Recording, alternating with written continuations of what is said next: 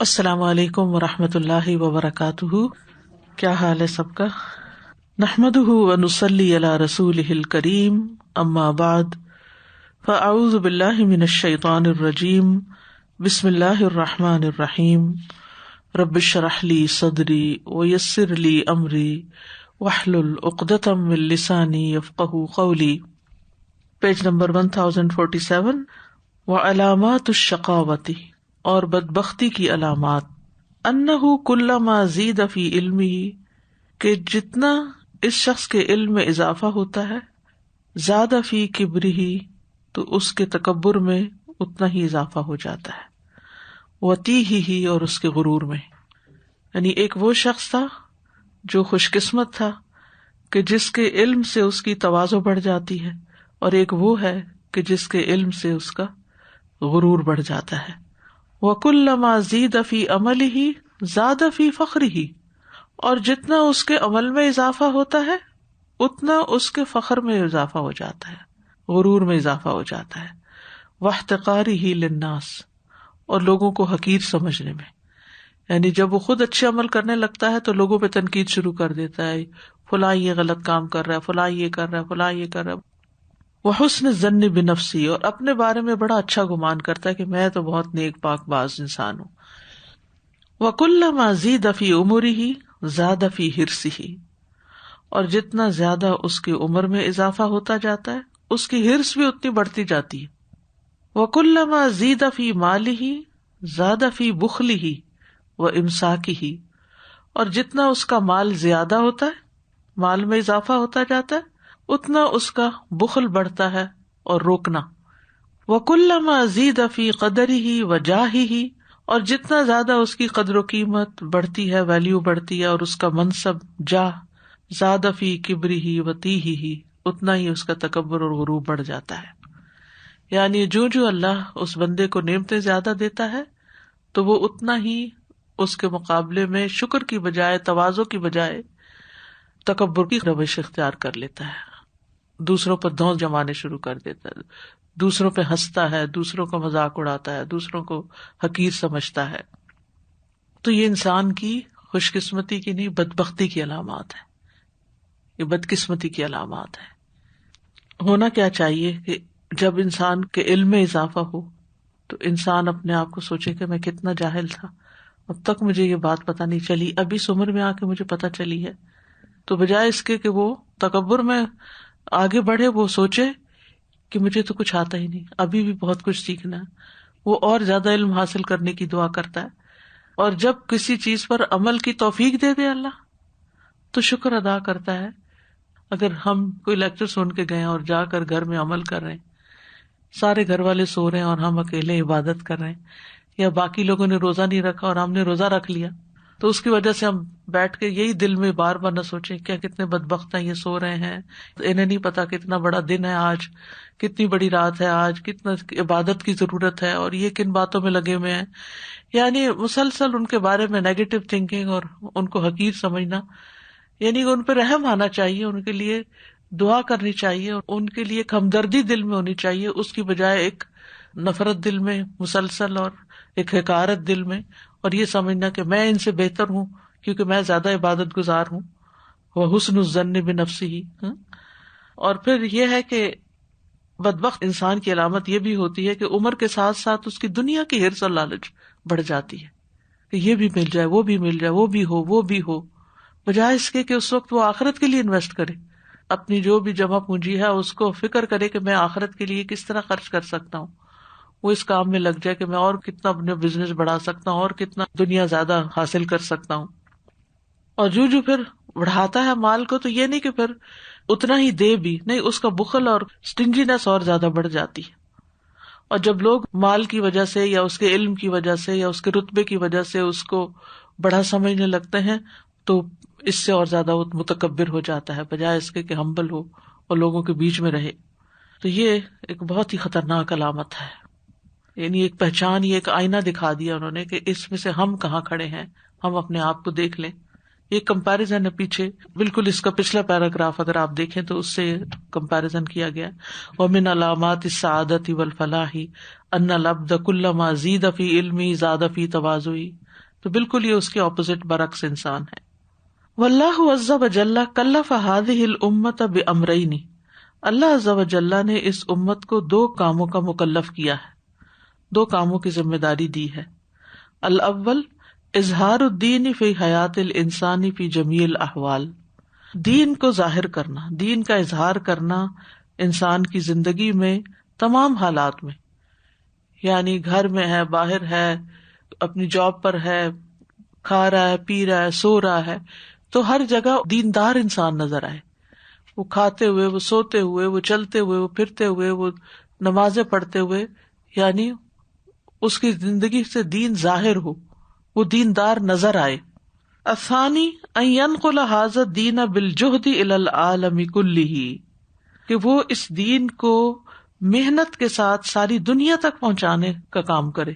ینقل نقل کرے، یعنی دوسروں تک بھی دین پہنچائے، منتقل کرے. وجعل سبحانہ سعادت القلوب بلا الہ الا اللہ، اور اللہ سبحانہ تعالی نے دلوں کی سعادت اور خوشبختی رکھی ہے لا الہ الا اللہ میں. فکل قلب یخلو منہا فہو اشعث مضطرب، ہر وہ دل جو اس سے خالی ہے وہ پراگندہ ہے، پریشان ہے. یعنی جس دل میں لا الہ الا اللہ نہیں، وہ ایک بے چین دل ہے، بے چین روح ہے. اسی لیے جب انسان کا دل گھبرائے نا، یا پریشانی ہو، یا کوئی بے چینی لگے، تو فوراً لا الہ الا اللہ کی تسبیح شروع کر دے. لا الہ الا اللہ، لا الہ الا اللہ، لا الہ الا اللہ، لا الہ الا اللہ. وجعل سعادت الابدان بمحمد الرسول اللہ، اور جسم کی خوش بختی رکھی ہے محمد الرسول اللہ پر ایمان لانے میں. فکل بدن، تو ہر جسم، یخلو من السنن، جو خالی ہوتا ہے سنتوں سے، والاحکام، اور احکام نافذ کرنے سے، والآداب، اور اسلامک مینرز اپنانے سے، والمعاشرات، اور اسلامی طرز زندگی سے، والاخلاق، اور اچھے اخلاق سے، التی جاء بها محمد صلی اللہ علیہ وسلم، وہ جسے محمد صلی اللہ علیہ وسلم لے کر آئے ہیں. فہو فی شقاء وضلال، تو ایسا شخص بدبختی اور گمراہی میں ہے. تو لا الہ الا اللہ ہمارے اندر کو ٹھیک کر دیتا ہے، اور محمد الرسول اللہ ہمیں سنت پر عمل کروا کے ہمارے ظاہر کو ٹھیک کر دیتا ہے.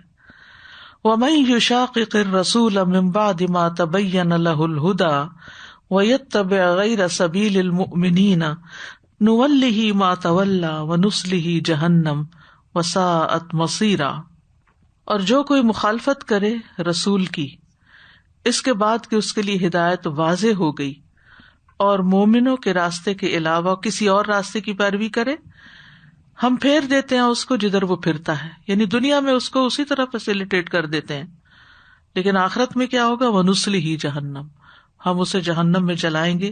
وَسَاءَتْ مَصِيرًا، اور وہ بہت برا ٹھکانہ ہے، بہت بری لوٹ کر جانے کی جگہ ہے. تو اس سے کیا پتہ چلتا ہے کہ ہمیں اپنی عملی زندگی میں محمد صلی اللہ علیہ وسلم کا طریقہ اپنانا ہے اور اس کی مخالفت نہیں کرنی، ورنہ اس کے نتائج اچھے نہیں. وَمَن يُشَاقِقِ الرَّسُولَ مِن بَعْدِ مَا تَبَيَّنَ لَهُ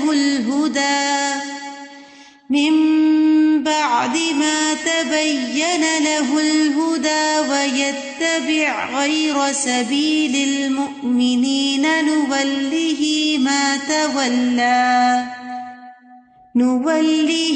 مَا تَوَلَّى وَنُصْلِهِ جَهَنَّمَ وَسَاءَتْ مَصِيرًا. سزا یہ جو ہے نا کہ جیسے ہی مال زیادہ ہوتا جاتا ہے، یہ بدبختی کی علامت خود سے ہی بن جاتا ہے، انسانوں کو خود سے ہی سمجھ آ جاتا ہے جب زیادہ بخل ہوتا ہے اور زیادہ ہرس ہوتی ہے. کہ کتنے سارے لوگ دیکھیں جو بہت امیر ہوتے ہیں، لیکن جب امیر ہو جاتے ہیں تو اپنے بزنس سے بھاگتے ہیں کہ کون سا وقت آئے گا کہ ہم خالی ایک آئی لینڈ پہ چلے جائیں جہاں ہمیں کوئی نہ جانتا ہو، نہ ان کو فیم اچھا لگتا ہے اس جگہ پر جا کے. وہ ایک قسم کی بدبختی ہو جاتی ہے کہ بازاروں میں گھوم نہیں سکتے، کسی جگہ پر فوٹوگرافرز موجود ہوتے ہیں، ان کو لوگ تنگ کرتے ہیں. پھر ایک وقت آتا ہے کہ ان کو اپنی زندگی تنگ لگتی ہے. اور اسی طرح جتنا جتنا دنیا کا مال و متاع اور سامان بڑھتا جاتا ہے، اتنا ہی انسان کے اوپر ایک بوجھ اکٹھا ہوتا جاتا ہے نا. اس کی حفاظت، اس کی دیکھ بھال، اس کو مینج کرنا، یہ سارا ایک بوجھ ہی بن جاتا ہے. جب انسان موو کرتا ہے ایک جگہ سے دوسری جگہ تو پتہ چلتا ہے کہ کیا کچھ اکٹھا کر کے رکھا ہوا ہے جو کبھی استعمال بھی نہیں کیا. یہ چھوٹی چھوٹی مثالیں ہیں. اور جو ہلکا ہوتا ہے ایک دم اٹھ کے چل پڑتا ہے.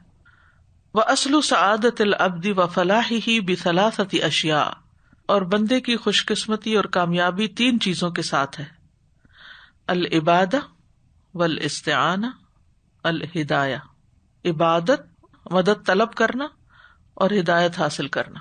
عبادت، استعانت اور ہدایت. قال اللہ تعالی ایاک نعبد و ایاک نستعین اہدنا الصراط المستقیم، صرف تیری ہم عبادت کرتے ہیں اور صرف تجھی سے ہم مدد چاہتے ہیں اور تو ہمیں سیدھا راستہ دکھا دے. تو ان دونوں آیتوں میں تینوں چیزیں آ گئی. جیسے الحمدللہ رب العالمین الرحمن الرحیم مالک یوم الدین کا میں نے بتایا تھا کہ اس سے اللہ کی محبت اور اللہ سے امید اور اللہ سے ڈر میں اضافہ ہوتا ہے ان 3 آیتوں کو پڑھ کے. تو یہاں 3 چیزیں ہمیں عطا ہوتی ہیں جو ہم مجھ سے مانگتے ہیں. إياك نعبد وإياك نستعين اهدنا الصراط المستقيم. فأسعد الخلق أهل العبادة وأهل الاستعانة وأهل الهداية، مخلوق میں سب سے زیادہ خوش نصیب عبادت والے ہیں، مدد مانگنے والے ہیں، ہدایت والے ہیں. جن کو یہ 3 چیزیں نصیب ہو گئی وہ سب سے خوش قسمت لوگ ہیں. وَأَشْقَاهُمْ مَنْ عَدِمَ ذَلِكَ، اور ان میں سب سے زیادہ بدبخت وہ ہے جو اس کو کھو دے، جس کے پاس یہ 3 چیزیں نہ ہوں. یعنی وہ روز اللہ کی عبادت نہ کرے، مشکل آنے پر اس سے مدد نہ مانگے، دعا نہ کرے، یا ڈیلی بیسس پر بھی دعا نہ کرے، اور ہدایت حاصل نہ کرے، یا ہدایت کے ذرائع جو ہیں وہ اس سے گم ہوں. والہدایت معرفت الحق والعمل بہ، ہدایت حق کی پہچان اور اس پر عمل کرنے کا نام ہے. فمن لم یجعلہ اللہ عالما بالحق عاملا بہ لم یکن لہ سبیل الی الاہتداء، تو جس کو اللہ نے حق کا عالم نہیں بنایا، اس پر عمل کرنے والا نہیں بنایا، اس کے لیے ہدایت حاصل کرنے کا کوئی راستہ ہی نہیں. یعنی جس کو حق کی معرفت نہیں، حق کا علم ہی نہیں. فمن لم یجعل اللہ لہ نورا فما لہ من نور، یعنی یہ اللہ ہی دیتا ہے ہدایت. فہو سبحانہ المتفرد بالہدایۃ الموجبۃ للاہتداء، تو وہ اکیلا ہی ہدایت دیتا ہے جو ہدایت حاصل کرنے کا سبب ہے. التی لا یتخلف عنہا، جس سے وہ پیچھے نہیں رہتی، یعنی ہدایت. وہی جعل العبد مریدا للہدیٰ، کہ وہ بنا دیتا ہے بندوں کو ہدایت کا طلبگار. مرید کا مطلب ارادہ کرنے والا، طلب کرنے والا. محبا لہ، ہدایت سے محبت کرنے والا. مؤثرا لہ، اس کو ترجیح دینے والا. عاملا بہ، اس پہ عمل کرنے والا. سبحان اللہ. یعنی ہدایت تو اللہ دیتا ہے اور وہی بندے کو ہدایت کا طلبگار بناتا ہے اور بندے کے دل میں ہدایت کی محبت ڈال دیتا ہے. اسی لیے انسان کو پھر علم سے محبت ہو جاتی ہے اور وہ دوسرے کام چھوڑ کر ہدایت حاصل کرنے کے لیے دوڑتا ہے.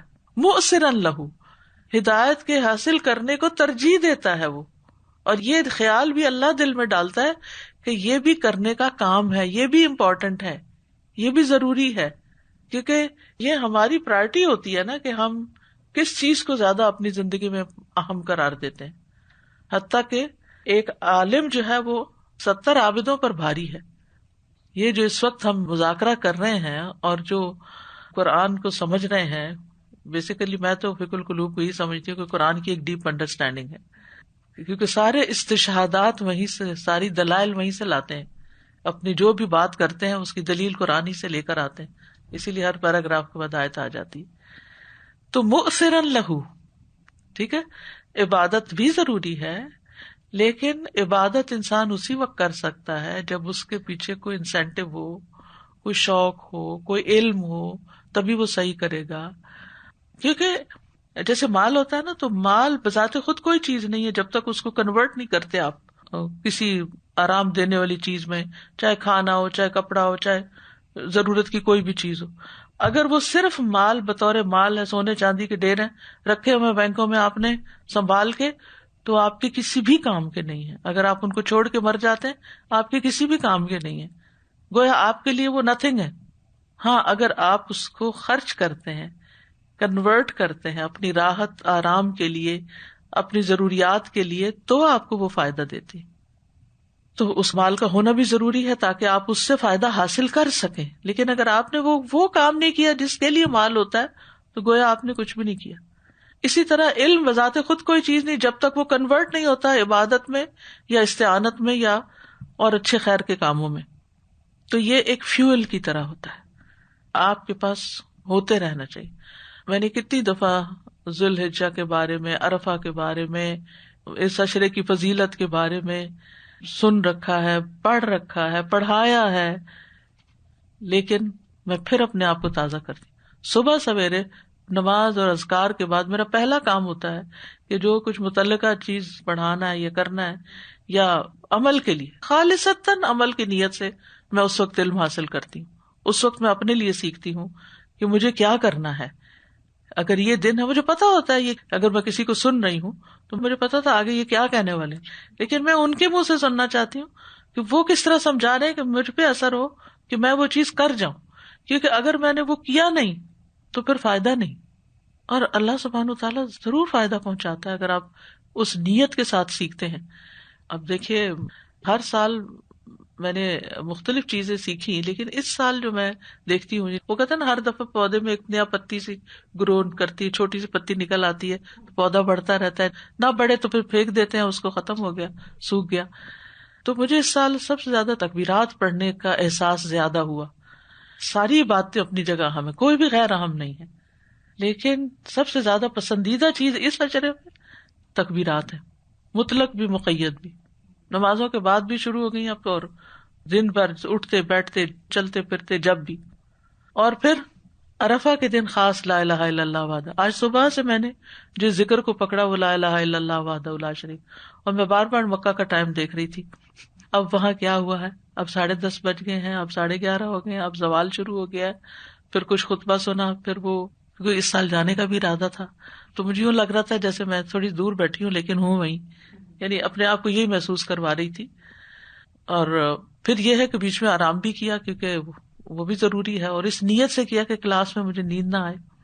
ریسنٹلی میں نے سنا تھا کہ جب انسان اس نیت کے ساتھ آرام بھی کرتا تو وہ بھی عبادت بن جاتی. تو اس پہ ریگریٹس نہیں پھر انسان کو ہونے چاہیے کہ میں نے یہ تھوڑی دیر آرام کیوں کر لیا. ورنہ انسان اپنے آپ کو جو بھی کوئی ذرا سے بھی راحت پہنچاتا ہے سوچتا شاید میں نے کوئی جرم کر لیا. اور پھر یہ ہے کہ جیسے آپ نے کہا تھا نا کہ کلاس میں جانے اور آنے میں گھنٹہ لگ جاتا ہے، تو اس میں آپ دیکھیے کہ جو علم کے راستے میں نکلتا ہے اس کے لیے کیا درجہ ہے. گھنٹہ لگے، 2 لگے، کچھ بھی لگے، ہم تنگ ضرور ہوتے ہیں ٹریفک میں اور کہتے ہیں یا اللہ آپ گاڑی نکالو، یہ کرو، وہ وقت ضائع ہو رہا ہے، وقت ضائع ہو رہا ہے. نہیں ہو رہا وقت ضائع.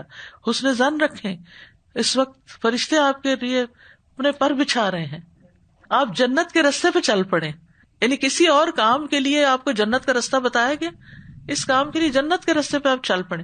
تو جب جنت کا راستہ تھوڑا سا لمبا بھی ہو گیا تو کوئی بات نہیں، ٹھیک ہے.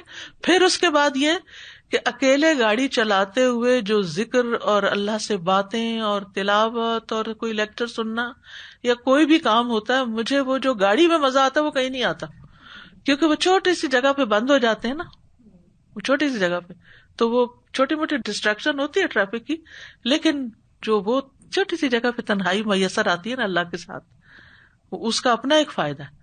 وہ وقت بھی اس میں گزرا، پھر علم کا وقت گزرا. پھر ایک اور نیت بھی کیا کریں کہ میں جن سے اللہ کی خاطر محبت کرتی ہوں میں ان سے ملاقات کروں گی. آپ کو معلوم ہے کہ ایک شخص اپنے گھر سے نکلا اور اس بستی میں گیا جہاں اس کو کوئی کام نہیں تھا سوائے اس کے کہ وہ اپنے ایک دوست سے ملنے کے لیے جا رہا تھا جس سے وہ اللہ کی خاطر محبت کرتا تھا. اور کل ہی ہم پڑھ رہے تھے کون لوگ قیامت کے دن اس دن کی گھبراہٹ سے محفوظ ہوں گے اور عرش کے سائے تلے ہوں گے جب سورج اتنا نیچے آیا ہوا ہوگا. وہ 7 کام جو تھے نا عرش کا سایہ پانے والے، میں سوچ رہی تھی اللہ اس میں کون سا کام کر سکتی ہوں، کون سا کر سکتی ہوں. اللہ کی خاطر محبت کر سکتی. پھر میں نے جائزہ لینا شروع کیا میں کس انسان سے کیوں محبت کرتی ہوں، میرا کیا مقصد ہے، اور اپنے دل کو خالص کیا کہ اللہ کی خاطر، اللہ کی خاطر، کسی لالچ میں نہیں، کسی وجہ سے نہیں. اور پھر ہم علم بھی لیں، ہم جن سے محبت کرتے ہیں ان سے ملاقات بھی کر لیں، ہم ذکر بھی کر لیں، ہم راستے میں کوئی لیکچر بھی سن لیں، کیونکہ لیکچر کے ساتھ ساتھ بھی ذکر ہو سکتا ہے. تو کبھی بھی نہ سمجھے کہ ہماری عبادت میں کوئی خلل آ گیا، کیونکہ اس میں تھوڑی سی تبدیلی سے نا عبادت اور فریش ہو جاتی. اب جیسے صبح سے اگر ہم اذکار کر رہے تھے یا نوافل پڑھ رہے تھے یا قرآن پڑھ رہے تھے یا جو بھی کچھ کر رہے تھے، یاد رکھیے عرفہ کے دن قرآن پڑھنے سے بھی زیادہ بہتر نیکی جو ہے نا وہ دعائیں کرنا اور قیام وقوف ان کے لیے، لیکن ہمارے لیے اذکار اور یہ لا الہ الا اللہ وحدہ لا شریک لہ اور استغفار، کیونکہ سب سے زیادہ آج کے دن گردنیں آگ سے آزاد ہوتی ہیں. تو اللہ ہمارا نام بھی ان میں لکھ لے کہ جن کو اللہ نے آگ سے آزاد کر دیا، کیونکہ اس سے بڑی کامیابی کوئی نہیں کہ انسان آگ سے بچ جائے. تو یہ ساری چیزیں جب ہو جاتی ہیں نا تو انسان جس حال میں بھی ہوتا ہے نا وہ خوشی خوشی ہوتا ہے. ٹھیک ہے انسان کو تھوڑا سا ہوتا ہے کہ ایک گوشے میں بیٹھ کے مزہ بھی آتا ہے، لیکن بعض اوقات پہ نیند بھی آنے لگتی ہے اور بعض اوقات انسان کی وہ کنسنٹریشن بھی نہیں رہتی، کیونکہ ایک ہی کام مسلسل کرے نا تو اتنی کنسنٹریشن بھی نہیں ہوتی. تو تھوڑا سا تبدیلی کر کے یہ باتیں پڑھ کے پھر انسان کے اندر جو جذبہ آتا ہے تو اس جذبے کے ساتھ اگر آدھی دعائیں بھی ہو گئی نا وہ زیادہ فائدہ مند ہے بنسبت اس کے کہ ہم صرف خانہ پوری کریں کہ اتنے گھنٹے ہم نے آج اعتکاف کی حالت میں گزارنے. تو انشاءاللہ خیر ہی خیر ہے. یعنی ایک وقت میں ایک کام کے لیے کئی نیتیں جمع کر لیا کریں، اور پھر یہ بھی نیت کہ چلو میں صدقہ ہی کراؤں گی، کیونکہ بعض گھر میں تو کوئی لینے والا نہیں ہوتا، تو انسان یہاں آتا ہے تو چلو اپنے ہاتھ سے کچھ ڈال دیتا ہے، انسان کچھ کر لیتا ہے، چھپا صدقہ ہو جاتا ہے. فَهَذِهِ الْهِدَایَةُ بِیَدِ اللَّهِ وَحْدَهُ، تو یہ ہدایت صرف ایک اکیلے اللہ کے ہاتھ میں ہے. لا یملکها ملک مقرب، نہیں مالک اس کا کوئی مقرب فرشتہ، کوئی فرشتہ بھی نہیں آپ کو یہ ہدایت دے سکتا. ولا نبی مرسل، اور نہ کوئی بھیجا ہوا رسول نبی. فضلا عن غیرہما، کہاں یہ کہ کوئی اور ہو، یعنی باقی سب تو نیچے ہی ہے نا، تو جن کا اتنا بڑا مقام ہے وہ بھی کسی کو ہدایت نہیں دے سکتے، اللہ ہی ہدایت دیتا ہے جس کو چاہتا ہے. وطلب هذه الہدایت لا یکون الا ممن هو قادر علیہا وہی بیدہ، اور اس ہدایت کی طلب نہیں ہوتی مگر اس سے جو اس کو دینے پر قادر ہے اور اس کے ہاتھ میں ہے. وہو اللہ سبحانہ، اور وہ اللہ سبحانہ تعالی ہی ہے. ان شاء اعطاها عبدہ، اگر وہ چاہے تو اسے اپنے بندے کو عطا کر دے. وان شاء منعہ ایاہا، اور اگر وہ چاہے تو اس کو اپنے بندے سے روک دے. لکونہ لیس لہا باہل، اللہ اکبر، کہ یہ بندہ ہدایت کے لائق نہیں، قابل ہی نہیں، اس لیے اس کو نہیں دینی میں نے. اللہ ہم کو بچا کے رکھے کہ ہمیں ان لوگوں میں شامل نہ کرے کہ جن کے بارے میں اللہ تعالیٰ یہ فیصلہ کرے کہ ان کو میں نے ہدایت نہیں دینی کیونکہ یہ ہدایت کے اہل نہیں. ولا تلیق بہ، اور نہ اس کے مناسب ہے. وکل ذلک یجری وفق العلم والحکمت، اور یہ سب کچھ چل رہا ہے اللہ تعالیٰ کے علم اور حکمت کی بنا پر. یعنی کس کو ہدایت دینی ہے، کس کو نہیں دینی، کس کے لیے ہدایت کے رستے کھولنے، کس کے لیے نہیں کھولنے، یہ اللہ تعالیٰ کے علم اور حکمت پر مبنی ہے. وطلب هذه الہدایہ لا یکون، اس ہدایت کی طلب بھی ممکن نہیں الا ممن ہوا قادر علیہا وہی بیدہ، مگر اس سے جو اس پر قادر ہے، یعنی اللہ سبحانہ تعالیٰ ہی اس کی طلب بھی ڈالتا ہے. استاذہ جی جو بھی آپ نے علم کی بات فرمائی نا کہ جب تک پتہ نہیں ہو تو پھر کیسے، تو پھر میرے ذہن میں وہ حج کی آیتیں آ رہی تھیں، اس میں بھی اینڈ میں یہی اللہ سبحانہ تعالیٰ نے فرمایا نا کہ اب ایسے عبادت کرو جیسے کہ تمہیں سکھایا گیا، تم اس سے پہلے نہیں جانتے تھے. وَاذْكُرُوا اللَّهَ كَمَا هَدَاكُمْ، جی ہاں، تو جب تک پڑھیں گے نہیں یا کریں گے نہیں تو پھر نہیں اس کا پتہ یعنی چلتا. ذکر بھی اس کے مطابق نہیں ہوتا. جی اب دیکھیں ذکر میں کتنی ویرائٹی ہے، کتنا کچھ ہے ذکر، لیکن کس موقع پر کیا کرنا ہے اور پھر اس کا یاد آ جانا. ایگزیکٹلی. ابھی جیسے آپ نے فرمایا کہ تکبیرات ہیں آج کے دن کے لیے اور وہ تسبیح ہے، اگر ہم اس کے علاوہ کچھ اور بڑی بڑی چیزیں پڑھ کے بھی بیٹھ جائیں اور اصل ان کا بھی وہ چیز ثواب ہے لیکن اصل نہیں پڑھی. اور کتنے لوگ ہیں جو اس بات کو جانتے ہو، جی، اور پھر اس کے بعد پتہ چلے کہ وہ تو کل تو یہ پڑھنا تھا اور ہم نے تو کچھ اور پڑھ دیا. تو پھر اس طرح سے میں کنیکٹ کری تھی ان چیزوں کو کہ کتنا ضروری ہے بالکل. کرنا.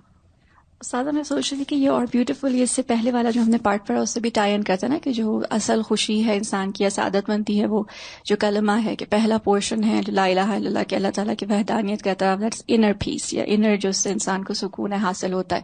لیکن اس کی جو امباڈیمنٹ ہے یا اس کو جو پریکٹیکلی ڈیمونسٹریشن ہم رسول صلی اللہ علیہ وسلم کی سنت سے کرتے ہیں، دیٹ از واٹ ایکچولی اس کو فروٹفل بناتا ہے یا اس کو مطلوب یا اللہ تعالیٰ کی نظر میں مقبول بناتا ہے. تو I think it's all ties in very beautifully, سبحان اللہ، کہ جب تک سنت کا پتہ نہیں ہو، اور اگین آف کورس علم کے تھرو، جب تک ہم ویسا عمل نہیں کر سکتے جو اللہ تعالیٰ کو. اب یہ تکبیرات کا پتہ کہاں سے چلا؟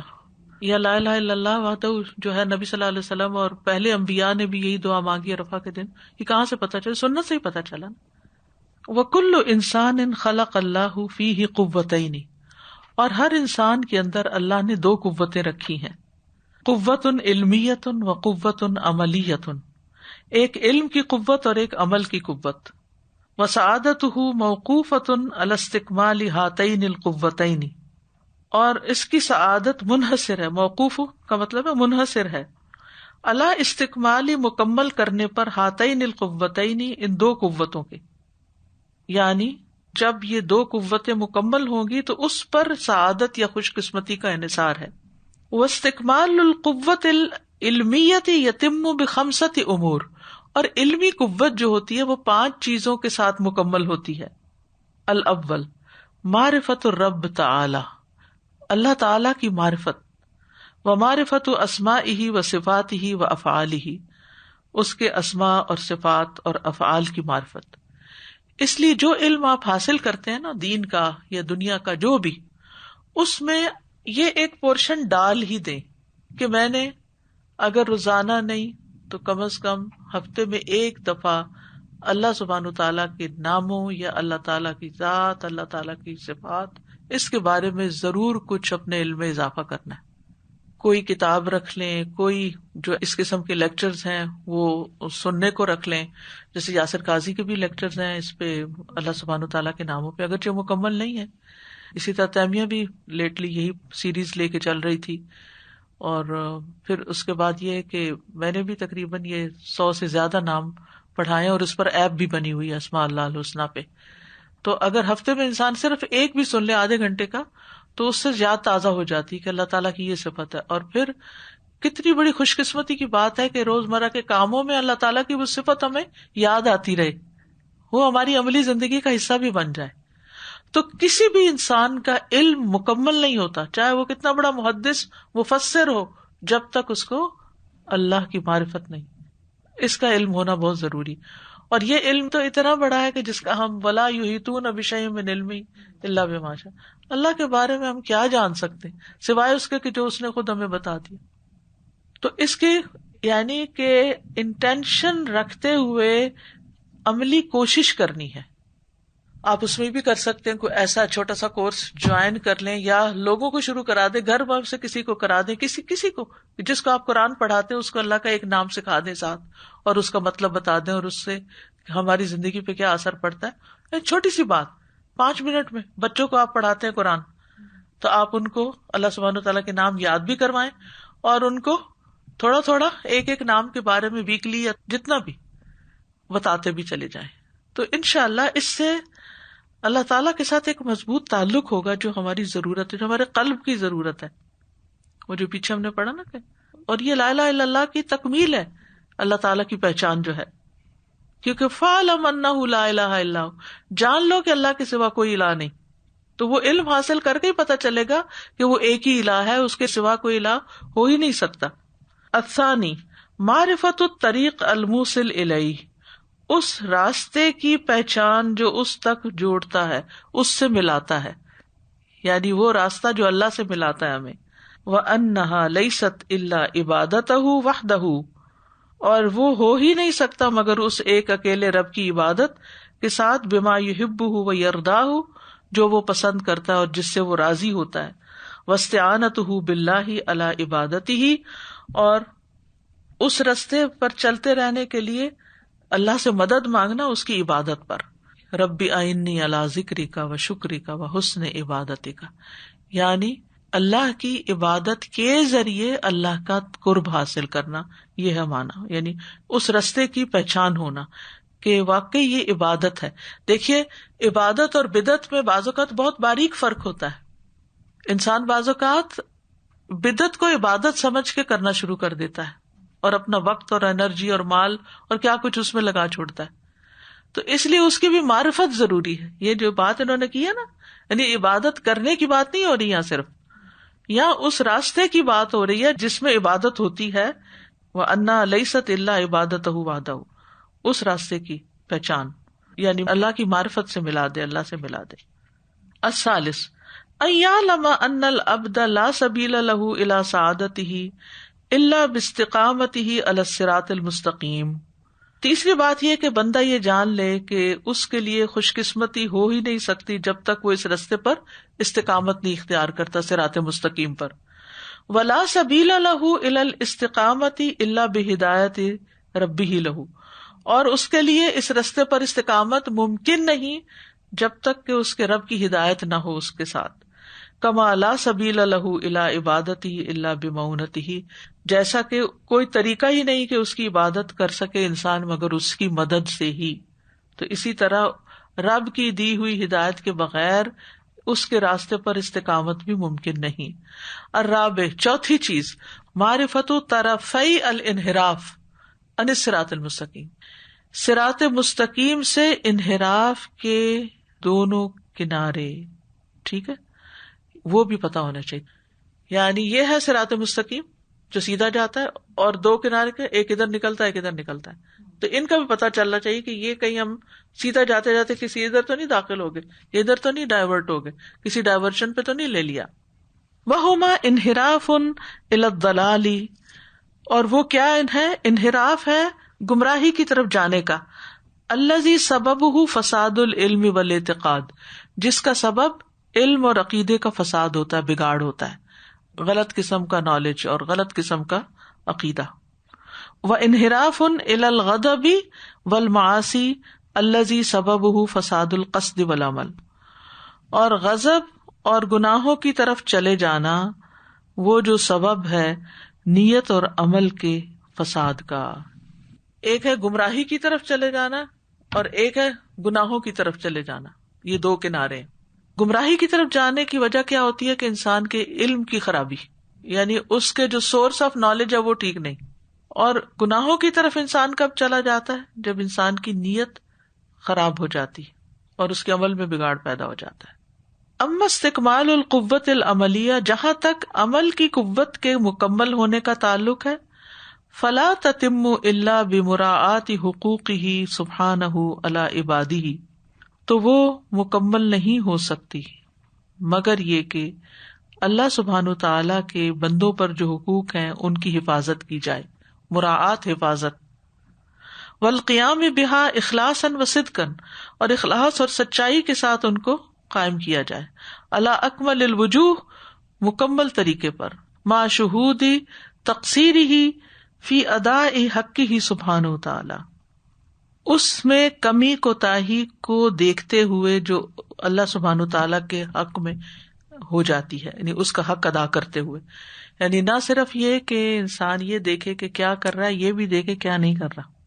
ٹھیک ہے نا، یعنی مجھ سے یہ رہ گیا، اب میں نے یہ کرنا ہے، آئندہ میں یہ چھوڑوں گا نہیں، اب مجھے یہ کرنا ہے، اب یہ کرنا ہے، اب یہ کرنا. یعنی ایک طرف تو صدق اور اخلاص کے ساتھ پورا کرنے کی کوشش کرنا، اور دوسری طرف اس چیز کو بھی نوٹس میں رکھنا کہ میں نے کیا کیا ہے، کہاں کمی کی ہے، کہاں عبادت میں کمی کی ہے، کہاں میری کمزوریاں ہیں. ہم میں سے ہر ایک کو پتا ہے.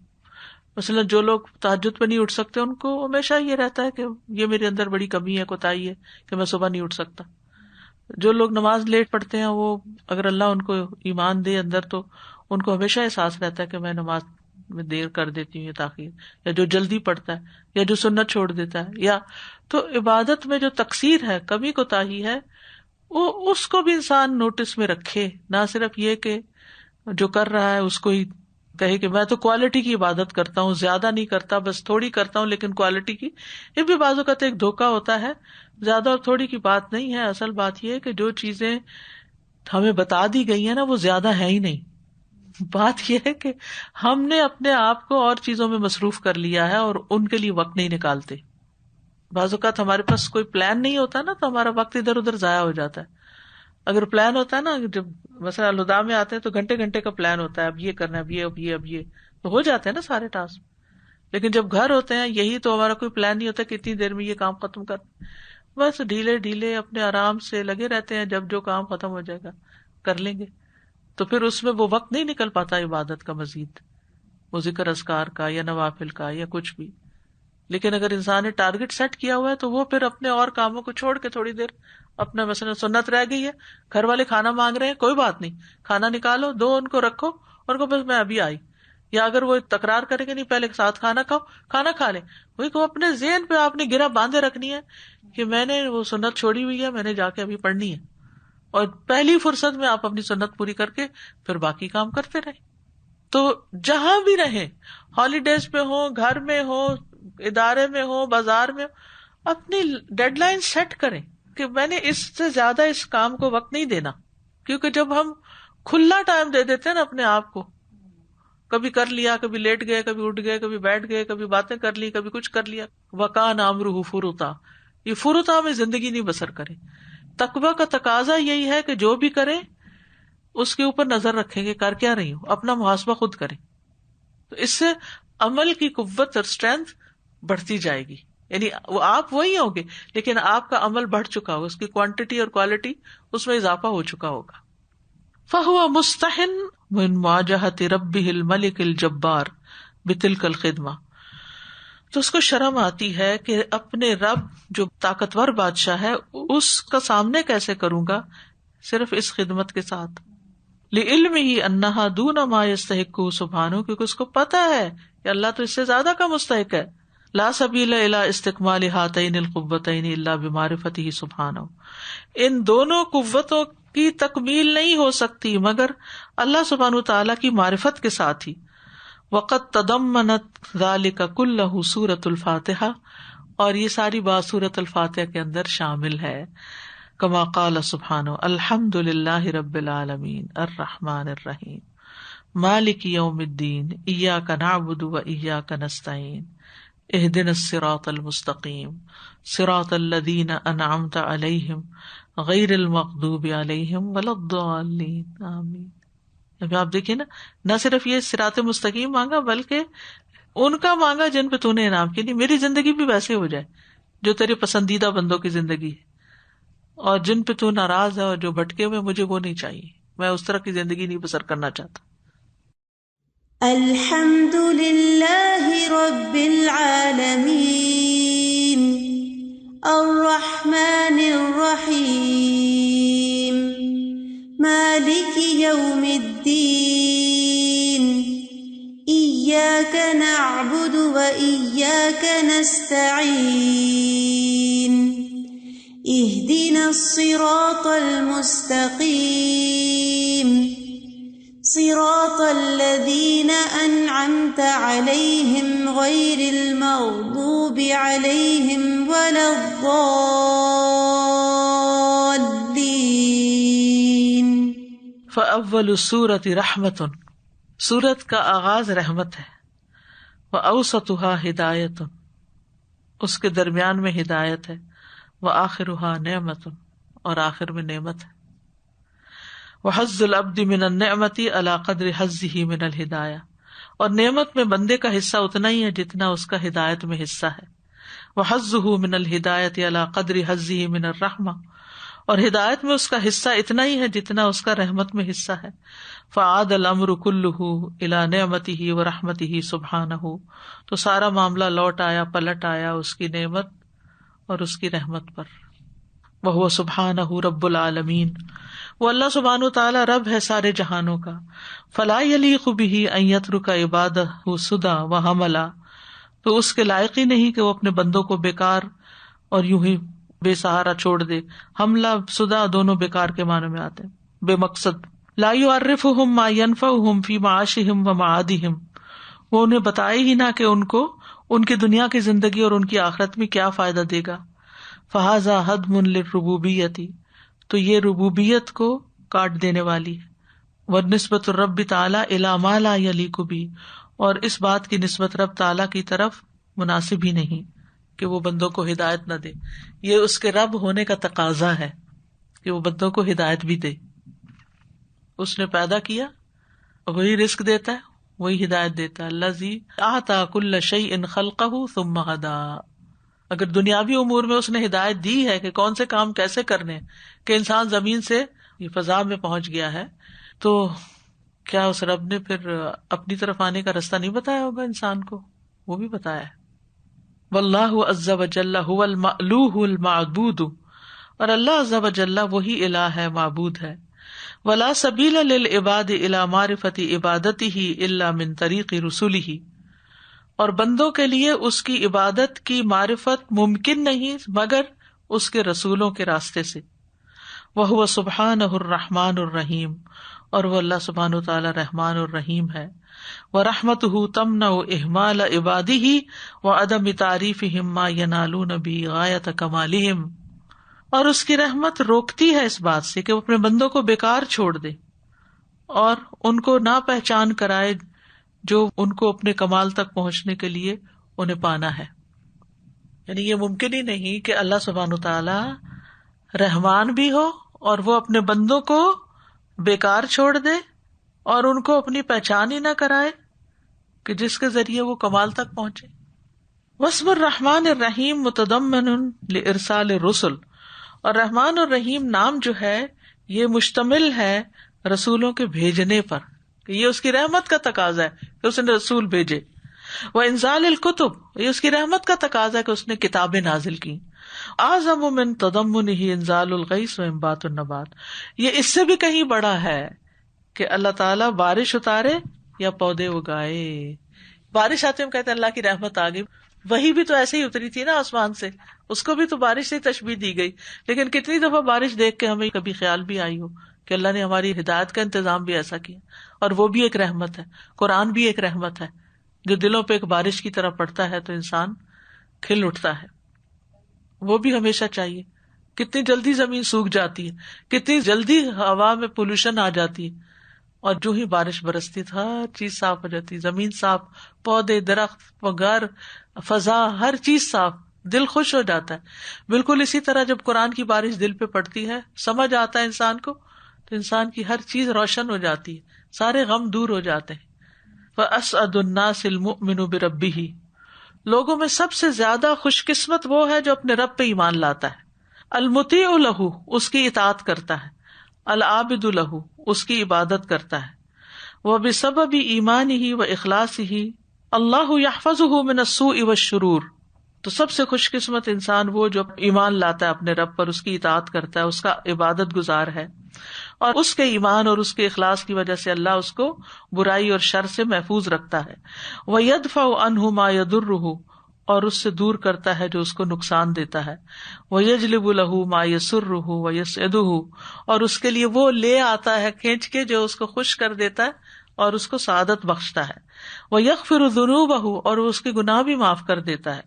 کما قال سبحانہ، جیسے کہ اللہ تعالیٰ کا فرمان ہے، کذالک لنصرف عنہ السوء والفحشاء انہ من عبادنا المخلصین، اسی طرح تاکہ ہم برائی اور بے حیائی کو اس سے دور کر دیں، بے شک وہ ہمارے چنے ہوئے بندوں میں سے تھا.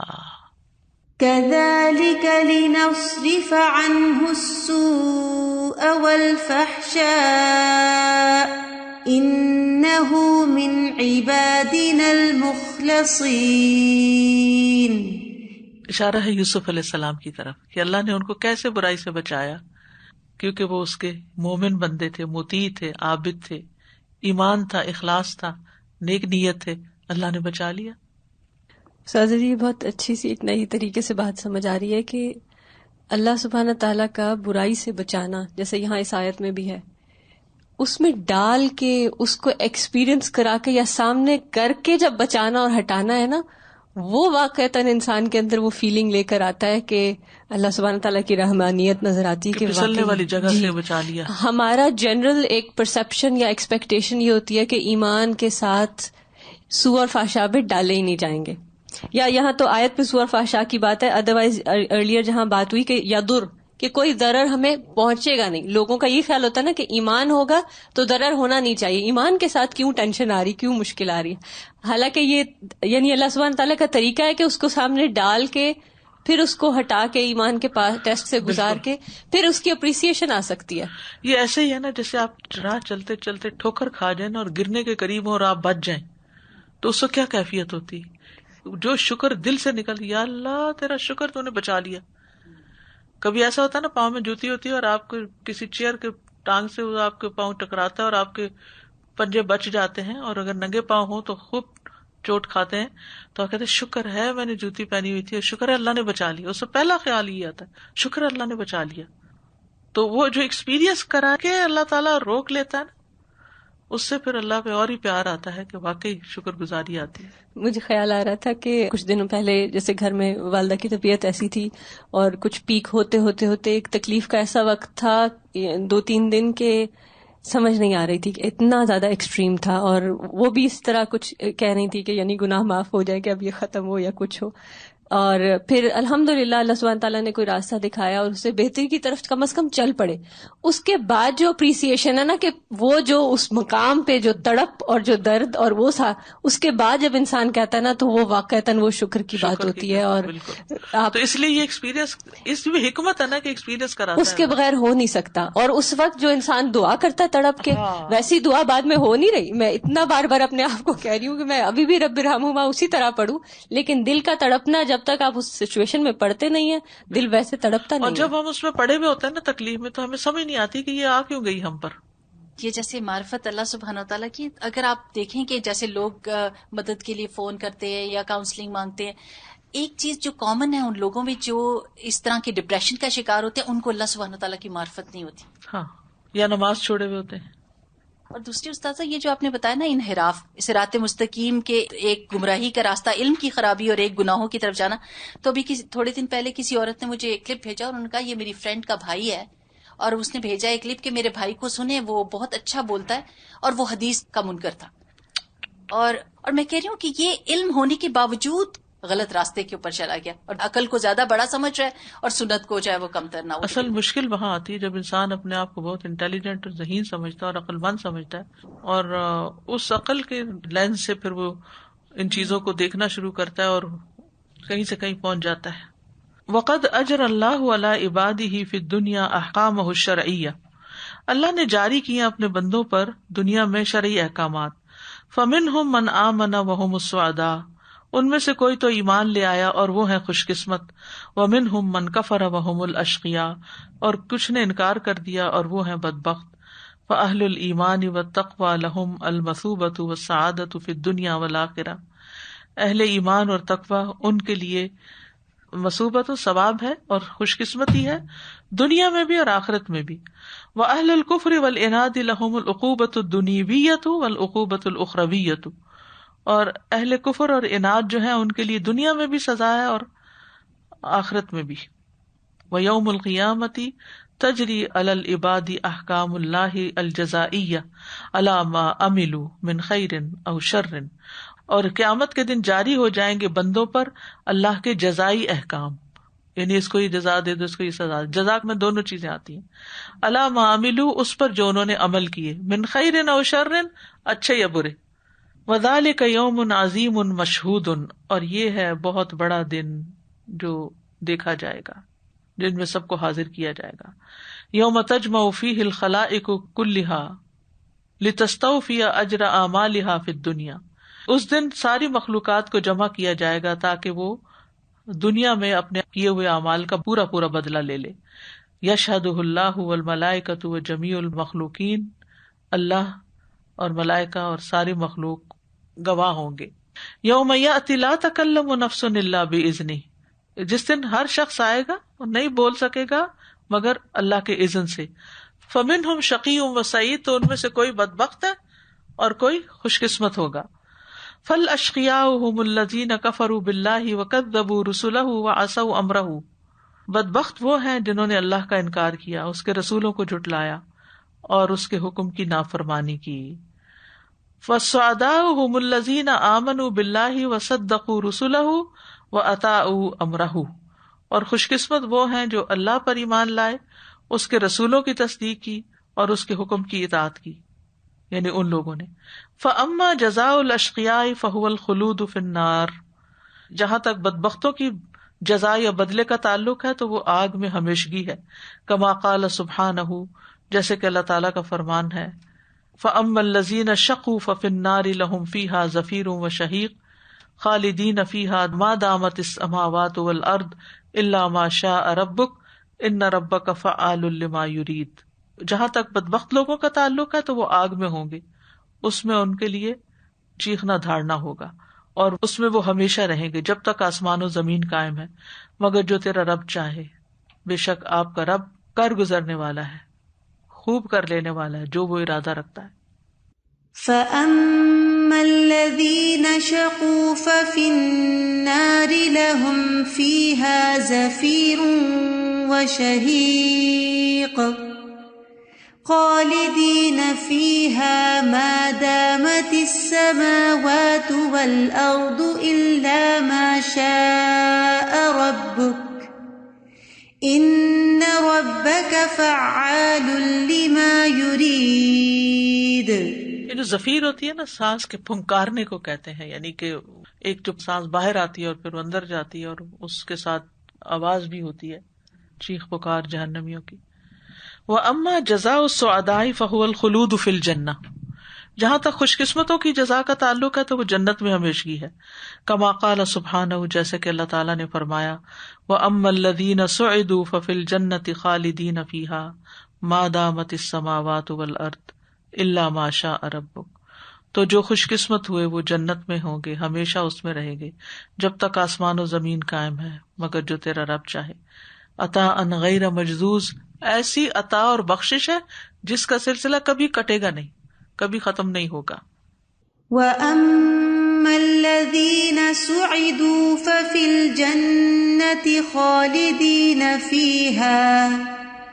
خَالِدِينَ فِيهَا مَا دَامَتِ السَّمَاوَاتُ وَالْأَرْضُ إِلَّا مَا شَاءَ رَبُّكَ عَطَاءً غَيْرَ مَجْذُوذٍ.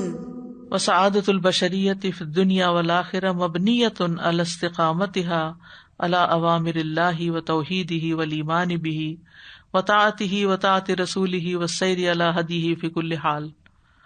انسانیت کی خوش قسمتی دنیا اور آخرت میں مبنی ہے ان کی استقامت پر، اللہ کے احکامات کے اور اس کی توحید اور اس پر ایمان لا کر، اور اس کی اطاعت اور اس کے رسول کی اطاعت کے ساتھ، اور اس کے طریقوں پر ہر حال میں چل کر. وَإِذَا تَرَكَتِ الْأُمَّةُ ذَلِكَ، جب امت نے یہ چھوڑ دیا وبعضہ یا کچھ حصہ، فقد احلت بنفسها عذاب اللہ، تو اس نے اپنے اوپر اللہ کے عذاب کو حلال کر لیا، وعقابہ، اور اس کی سزا کو. واللہ قادر علی اخذ العباد بالعذاب من حیث شاء، اللہ قادر ہے اپنے بندوں کو عذاب کے ساتھ پکڑنے پر جہاں سے چاہے، وکیف شاء، اور جیسے چاہے. اذا عصوہ وترکوا عبادتہ، جب وہ اس کی نافرمانی کریں اور اس کی عبادت چھوڑ دیں. فیستأصلہم ویدمرہم فوراً، تو وہ ان کو جڑ سے اکھاڑ دیتا ہے اور ان کو فوراً تباہ کر دیتا ہے. وآخر دعوانا ان الحمد للہ رب العالمین. سبحانک اللہم وبحمدک، اشہد ان لا الہ الا انت، استغفرک واتوب الیک. السلام علیکم ورحمۃ اللہ وبرکاتہ.